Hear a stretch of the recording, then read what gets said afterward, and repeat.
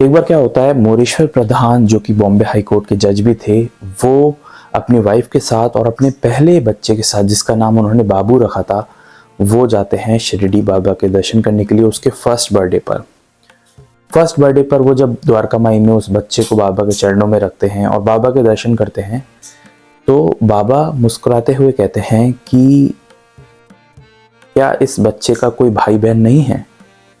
तो जो प्रधान जी की वाइफ होती हैं वो कहती हैं कि बाबा, आपने जो आशीर्वाद दिया था, आपने सिर्फ ये बाबू ही दिया है हमको। लेकिन बाबा ने इस तरह से पूछा था कि क्या इसका कोई भाई बहन नहीं है। ये सुनने की एक तरह की ये भविष्यवाणी थी जो बाबा ने, असल में बाबा ने ये प्रश्न नहीं किया था, क्योंकि ये इससे साबित होता है कि आगे जाकर प्रधान जी को ये बाबू के बाद एक लड़का और होता है और उसके बाद एक बेटी होती है। और इस खुशी में जो प्रधान जी हैं वो श्यामा के घर पर एक भोजन का आयोजन करते हैं, एक दावत का आयोजन करते हैं और उसमें लगभग सब भक्तों को बुलाते हैं। वहीं भाटे नाम के जो एक भक्त होते हैं बाबा के, वो उस तरफ नहीं जाते जो डिनर जो उनने आयोजन किया होता है। और भाटे साहब कहते हैं कि मैं आज गुरुवार है और मैं गुरुवार के दिन बाहर खाना नहीं खाता।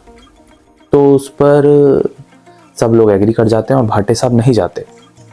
और भाटे साहब वहाँ ना जाकर द्वारका माई में जाते हैं। द्वारका माई में सामने उनके बाबा बैठे होते हैं। तो बाबा पूछते हैं कि तुम गए नहीं, प्रधान जी ने इतना बड़ा डिनर दिया है, इतना बड़ा आयोजन किया है भोजन का। तो भाटे साहब बोलते हैं कि बाबा मैं नहीं गया क्योंकि आज गुरुवार है और मैं बाहर खाना नहीं खाता, ये मेरा नियम है। तो बाबा बोलते हैं कि ये नियम किसके लिए है, किसको खुश करने के लिए है? तो भाटे साहब कहते हैं कि बाबा ये आपको खुश करने के लिए है कि आज गुरुवार के दिन मैं खाना नहीं खाऊंगा। तो उस पर बाबा कहते हैं कि ये मेरे को खुश करने के लिए है ना, तो चलो मैं तुमसे कहता हूँ कि जाओ और जाकर प्रधान जी के यहाँ खाना खाओ। तो फिर भाटे साहब को बाबा की बात माननी पड़ती है। भाटे साहब वहाँ से चले जाते हैं प्रधान जी के यहाँ पर और वहाँ पर जाकर भोजन करते हैं।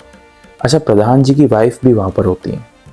प्रधान जी की वाइफ बताती हैं कि उनको एक सपना आया था जिसमें जो बाबा हैं वो आए उनके घर और तब उन्होंने पाद पूजा की।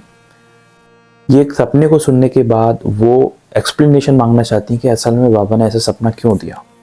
तो नाना साहब चांदोरकर वहाँ पर होते हैं, वो उसको एक्सप्लेन करते हुए कहते हैं कि असल में बाबा ये कहना चाह रहे थे कि तुम निरंतर पाद पूजा किया करो और बाबा का ध्यान किया करो। तो तुम ऐसा करो कि एक 2 चांदी के जो चरण होते हैं, चरण पादुका होती है, वो बनवा के बाबा के पास रख दो और उनका आशीर्वाद लेके घर ले जाओ और पाद सेवा पाद पूजा किया करो वहाँ पर अपने ही घर पर।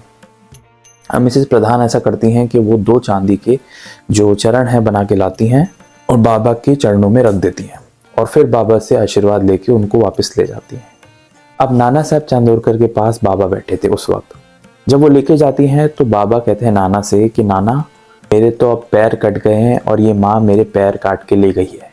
मतलब इतना ज़्यादा एप्रिसिएशन था बाबा का और इतना ज़्यादा बाबा भक्तों के प्रति सोचते थे कि बाबा ने एक मजाक तरीके से कहा कि ये माँ ने इतने प्रेम से ये चांदी के पादुका बनाए हैं कि मुझे ऐसा लग रहा है कि मेरे पैर ही ये ले जा रही हैं अपने साथ। तो उस बात को नाना भी सुनकर हैरान होते हैं और तमाम ऐसी कहानियाँ मिलती हैं जिसमें बाबा ने अपने भक्तों की मन की इच्छा पूरी की और उनको आशीर्वाद दिया। और इससे ये भी प्रूफ होता है कि जो मिसेस प्रधान, मिस्टर प्रधान की जो भक्ति थी वो बाबा ने स्वीकार की।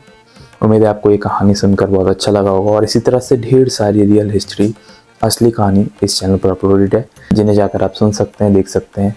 मिलेंगे एक नेक्स्ट वीडियो में एक नेक्स्ट कहानी के साथ, एक रियल हिस्ट्री के साथ। तब तक के लिए ओम साई राम।